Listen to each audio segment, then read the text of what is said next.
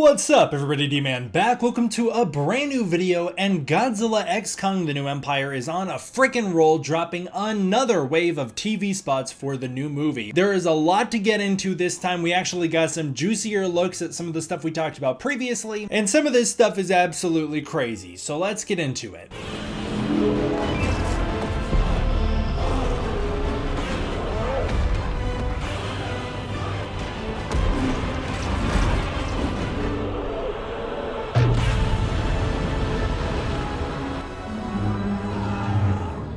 Before we jump into the actual TV spots, I do want to say, first of all, spoiler warning. There's going to be some stuff we discuss in here that some people online are considering spoilers. I'm not getting into any spoilers. I'm not going to get into any leaks. I'm going to try and stay away from all of that stuff as best as possible, the same way I always do. But I do know some people are at the point where they're considering the TV spots have gone too far. Just be warned, you might feel the same way, that the TV spots have gone too far. To start out, we actually have one called the Hidden Realm spot. This one's actually building upon a spot we've talked about in the last video. This is building upon the Kong and Suko ad. So I've already talked about that Kong and Suko ad. I've gotten my more in-depth thoughts on that in the previous video. I'm gonna try and speed run this one simply because it is just building upon that. But this Hidden Realm spot, it's a shortened version of the Kong and Suko ad. It starts out with Eileen saying, "We believed Kong is the last of his kind." It's a super chopped up line and is very clearly actually two different lines stitched together. The text here reads, "A hidden realm," indicating that there are worlds within the Hollow Earth and worlds we've yet to discover. Monarch Legacy of Monsters recently built upon that idea as well. We have an HD shot of Trapper, Bernie, Andrews, a native, the Queen, and I believe Gia here entering a secret crystal palace. I think this is actually probably through the triangle doorway in their stairwell, and this room could be a way to lead to a realm between realms. It could be a way to interact with other realms like Axis Mundi, or it could simply be a temple built around a key Hollow Earth energy source. As you see, there's a giant crystal hanging down in the middle of the room here, and I think that this crystal could be the key one energizing the Hollow Earth and emitting that radiation. It certainly seems to be the one emitting the radiation that makes the stairs glow. Gia seems to then reach up for it in another shot, and her hand starts to give off energy. Now, we have seen this shot before, but these are not the same moment, to be clear. As seen here, Gia is in different attire than she was in the previous shot, and this moment seems to come when Gia reaches the top of the stairs, what I think is much later in the movie. We have yet another alternate line read here from Andrews saying he won't be on his own in relation to Kong and Godzilla teaming up, and then we have the HD version of that shot seen in the Suko ad. Next up, we actually have the Kong and Suko ad, sort of. This is a bit extended and a little differently arranged, and also it's dubbed in a different language, but we do have a new version of it. It starts out with that beautiful shot of Kong setting down the axe and going in for the finger touch with Suko, which is one of my favorite visuals we have seen from this movie so far, if not my favorite. I think that shot's so beautiful. And this shot makes Suko look smaller than any of the other shots we've seen in this entire film. It's really beautiful. I love it. And their bond could truly be touching if done right, which I'm a little worried about, as I'll mention in a little bit, but I think it really could be amazing if it's done right, especially in this moment. We actually have the entering of the crystal room. It's a little extended, and the doorway here is similar to the one seen in Kong's temple in Godzilla vs. Kong, and kind of the archway and the shape of it makes me think it is that the Queen exited from in one of the previous trailers, and is in the base of the stairs. We have three new shots of Gia ascending the crystal stairs until she reaches the top, which appears to be a flat altar. This could be a sort of flat altar playing upon the imagery seen in different King Kong movies throughout the franchise's history, but I think it's actually related to a different non-Kong monster, a little bit more of a spoiler-oriented monster, so I won't say anything more than that. The way that the light kind of flickers on Gia's face here from golden to purple actually ties together the shots seen in Trailer 1 and Trailer 2 and shows that the lighting will be changing throughout the scene. It's not just a color grading change. There's the HD shot of Kong holding Suko. It seems to be Kong's at his home base within the Hollow Earth, where we'll later find him on the ground injured, and where we see him re-energized with the Beast Glove. We then have the HD shot of the beachgoers running to safety. I think that's just going to be in a montage of chaos as Skar King and Shimo enter the surface. We have the HD shot of Trapper realizing Godzilla is going to be the one helping Kong. I think that this might be a realization due to some marking on the wall. Maybe there's a very Godzilla versus Mechagodzilla styled prophecy on the wall showing that the two will eventually team up to take down Skar King, something like that. There's then an extended shot of Suko clocking the ape in the face face, the ape that's floating through the anti-gravity field with the rock, and I actually think there's so much going on in this shot that could be revealed here. So the ape is floating in front of a green towering crystal and falls back, revealing Kong, who's also floating in the air with him. This very well could be right above where Godzilla and Kong had just done their big sprint. This could be during Godzilla and Kong's entrance to the Hollow Earth after they get into their fight in Egypt, as they're trying to kill Skar King and Shimo before the big fight in Rio. And I do believe that this could be the source of a massive anti-gravity fight with Godzilla, Kong, Suko leading the charge into Hollow Earth against an army of apes. Kong here features the beast glove, so this is clearly later in the film, and I think in order for Godzilla to even get into the anti-gravity field, it's very possible Godzilla does his iconic Invasion of Astro Monster jump, which was hinted at with one of the toys we've seen previously. And then I think Godzilla might be navigating his way through that anti-gravity field using the iconic Hedorah beam. You know the way that Godzilla flies using his atomic breath in Godzilla vs. Hedorah? Well, he could pull the same stunt here in order to navigate his way around through the Hollow Earth anti-gravity field. That would be a way to pull off two of the silliest moments in Godzilla's entire history, right up there with the tail slide, which very well could also be explained by the gravity inversion lightening Godzilla's body weight. And it could be a way to do it in the MonsterVerse that will still be a wink wink nudge nudge to the audience, but won't be as ridiculous as it originally was in the Showa era. We have the HD shot of Kong roaring before the lava fall. I love that shot. He doesn't seem to be holding the axe here, so I think he's actually roaring either in victory against Skar King or at Shimo for the first time. As I've said in my previous videos, Kong very well could beat Skar King, letting out this victory roar as Skar King is then defended by his goons who stop Kong from killing Skar King. And just then Skar King, fearing his defeat, unveils Shimo, releasing her from behind the lava fall, which would open up behind Kong. He'll turn around, the ice will grow towards him, he'll freak out as he realizes Shimo is coming. This leads into the last of his kind TV spot, and this is a very juicy one as well. So we have an extended shot of Kong first realizing Suko is in the fog. Over it, Andrew says, "We thought Kong was the last of his kind.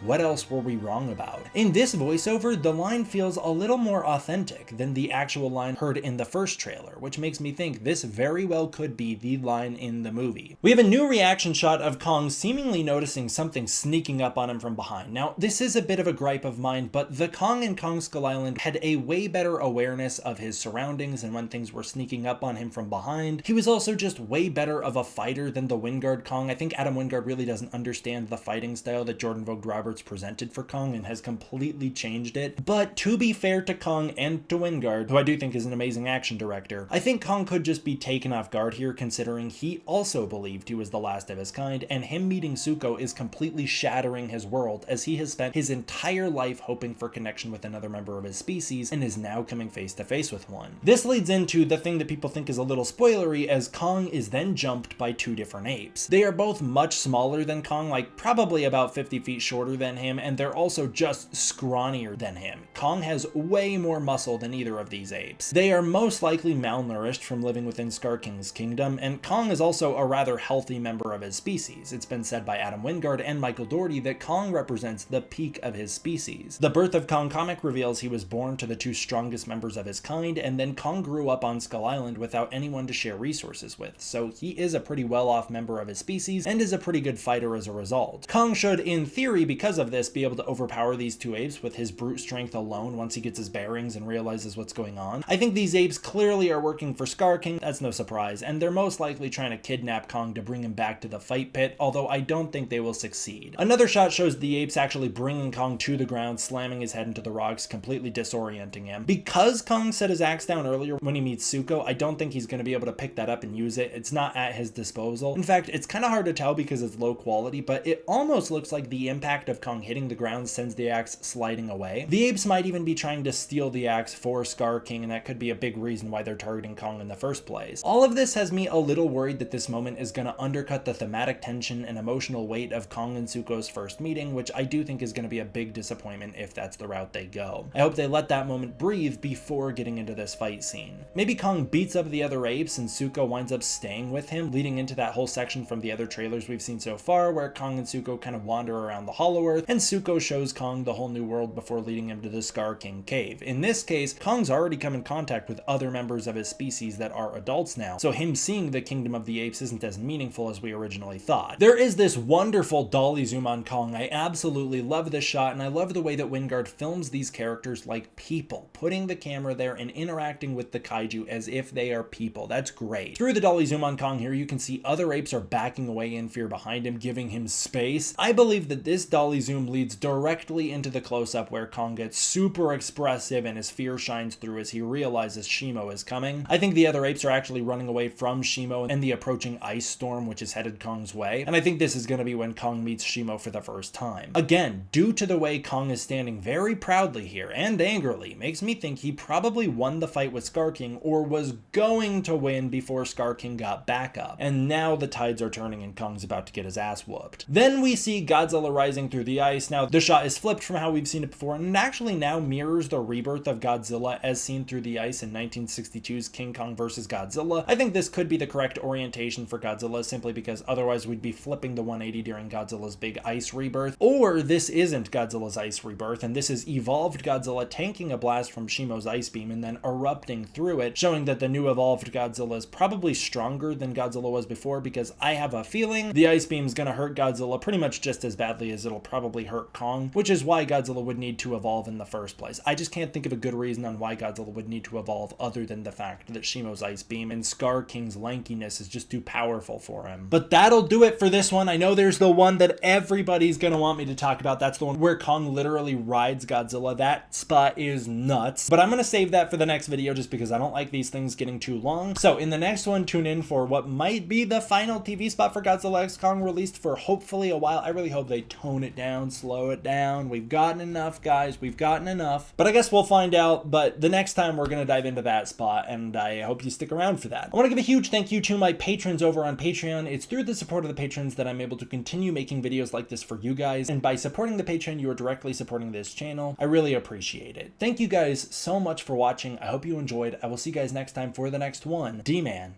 out.